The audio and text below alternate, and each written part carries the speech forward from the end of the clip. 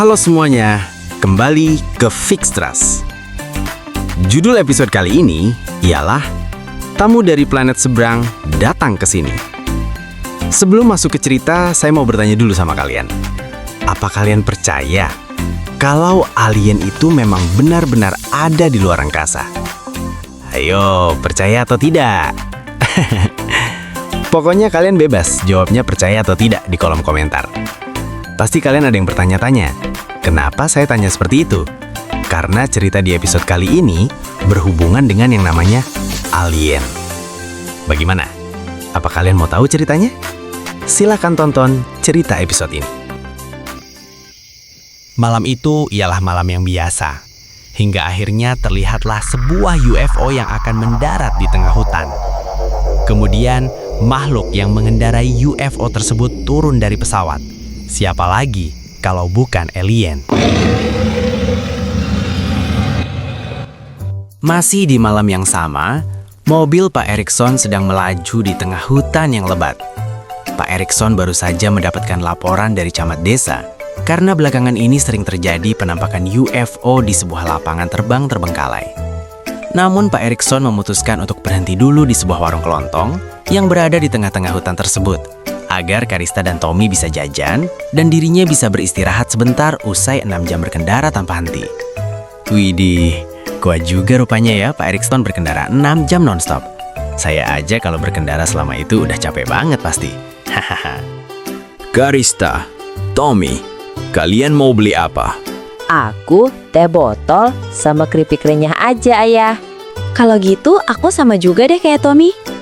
Tiba-tiba, seorang wanita bernama Bu Indri datang dan langsung marah kepada pemilik warung itu, yang bernama Yudi. Heh, Yudi, bayar utangmu sekarang. Saya masih belum ada uangnya, Bu. Kasih saya waktu. Uangnya baru saya kumpulin. Kamu ini setiap saya tagih gak pernah mau bayar utang. Beribu-ribu alasan kamu sebutkan. Oke lah, kalau gitu. Saya kasih 3 hari kamu buat bayar utang kamu. Dan ini terakhir kalinya ya saya kasih kamu kesempatan. Pak Erikson mulai bertanya dengan Bu Indri. Tetapi, maaf, permisi Bu. Kenapa Ibu datang ke sini langsung marah-marah? Kan bisa dengan cara yang baik dan sopan. Gak harus begini. Diam kamu ya Pak, bukan urusan kamu. Ibu Indri hendak pergi, namun Pak Erikson langsung menanyakan satu pertanyaan. Bentar dulu Bu, saya mau tanya satu hal. Ibu tahu nggak jalan menuju lapangan terbang di desa ini? Saya mau ke sana sekarang. Pak, saya ingatkan, Pak jangan pergi ke sana. Di sana sering ada penampakan UFO. Saya merinding kalau dengar bahasan kayak gituan. Kalau gitu saya pulang dulu. Anehnya, Bu Indri langsung kabur usai mendengarkan pertanyaan Pak Erikson. Beberapa jam kemudian, Pak Erikson melanjutkan perjalanan menuju ke lapangan terbang terbengkalai.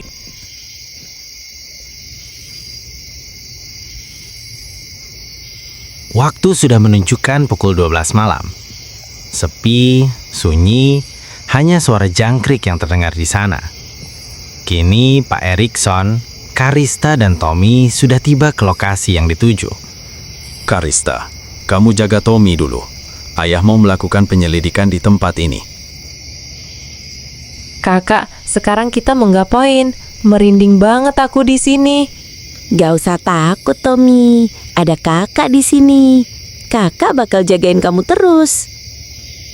Mereka mulai mencoba menelusuri ruangan-ruangan dan tempat-tempat di lapangan terbang tersebut. Mereka tidak menjumpai apa-apa di sana. Hingga akhirnya, UFO datang dan mendarat di lapangan terbang itu. Karista dan Tommy mencoba untuk memperhatikan UFO tersebut secara diam-diam. Alien itu berjalan ke arah tempat Karista dan Tommy bersembunyi.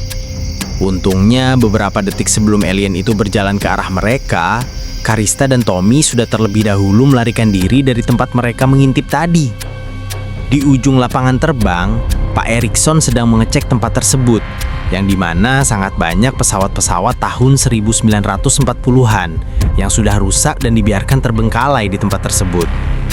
Tiba-tiba, Karista dan Tommy langsung menghampiri Pak Erikson, ayah mereka. Ada apa?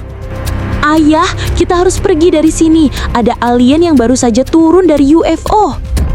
Walau Karista dan Tommy sudah terlihat panik, Pak Erikson berusaha bersikap tenang. Pak Erikson tentu saja tidak percaya dengan apa yang baru saja dikatakan oleh Karista barusan. Karena tidak ada alien yang pernah ada di dunia ini dalam pikirannya. Tetapi, alien muncul di hadapan mereka.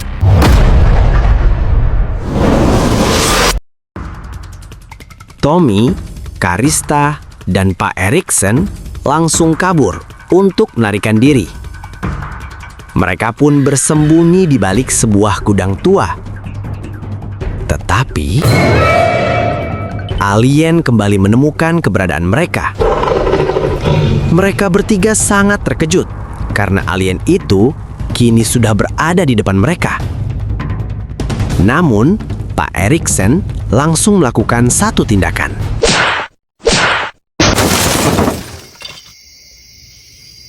Mereka kembali melarikan diri. Tetapi ada seorang wanita yang mencoba untuk menelpon polisi.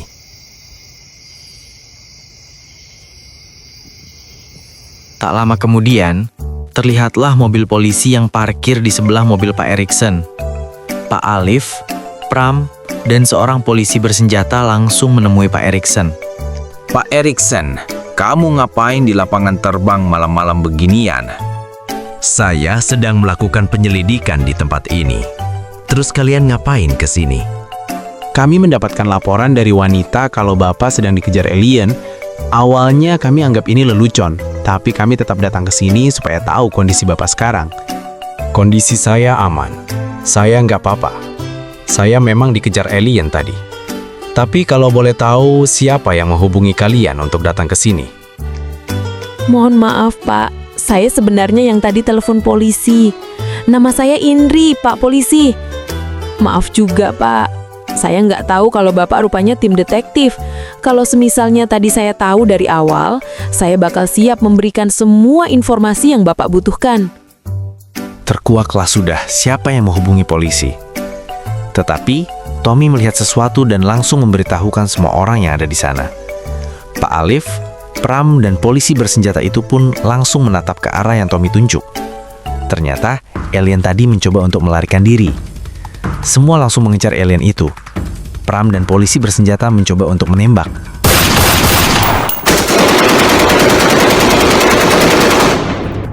Tak satu pun peluru mengenai alien itu. Alien itu berlari semakin kencang dan semakin susah dikejar. Tetapi Pak Erikson mencoba menembak alien itu. Peluru yang ia tembakkan mengenai tabung gas dan berakhir meledak. Suara teriakan pun terdengar. Satu persatu tubuh alien mulai lepas. Ternyata, semua yang mereka lihat ialah sebuah kostum dengan bentuk sangat serupa dengan alien asli. Pak Alif hanya bisa bingung melihat dengan apa yang ia lihat. Tetapi Pak Erikson mengenal orang yang menggunakan kostum itu. Ternyata, orang itu ialah... Rupanya, kamu yang udah nyamar jadi alien selama ini, ha? Iya, Pak. Saya ngaku, Pak. Ini nih orangnya, Pak. Pinjam 120 juta rupiah sama saya. Tapi nggak pernah dibalikin. Sebenarnya, kamu pakai untuk apa sih pinjam uang ke saya 120 juta? Ampun, Bu. Sebenarnya uang itu saya pakai untuk teror desa ini. Saya beli drone yang ukurannya agak besar untuk saya modif serupa menjadi UFO. Habis itu, saya juga pakai untuk beli kostum yang rupanya sama persis kayak alien. Maaf banget, Bu. Saya nyesel, Bu. Gila kamu, Yudi. Saya nggak nyangka ya, uang saya dipakai untuk menjadi bahan teror kayak gituan. Saya nggak mau tahu. Kamu harus pertanggungjawabkan semua perbuatan kamu. Yudi, mana drone kamu itu? Saya mau lihat. Ternyata, UFO itu bukanlah UFO sungguhan, melainkan sebuah drone yang sudah dimodif. Semua barang bukti sudah lengkap. Yudi, kamu ikut kami ke kantor untuk dimintai keterangan lebih lanjut. karena tindakanmu ini sudah kelewat batas. Kamu sudah meminjam uang dari Bu Indri sebesar 120 juta dan tidak kamu kembalikan. Kamu sudah teror warga desa ini. Dan kamu juga sudah menerbangkan drone secara ilegal. Kamu juga bisa dikenakan pasal KUHP, Undang-Undang ITE, dan Undang-Undang Penerbangan. Sekian video dari episode kali ini. Jangan lupa subscribe dan share video ini ke teman-teman kalian. Sampai jumpa di episode selanjutnya. Thanks for watching.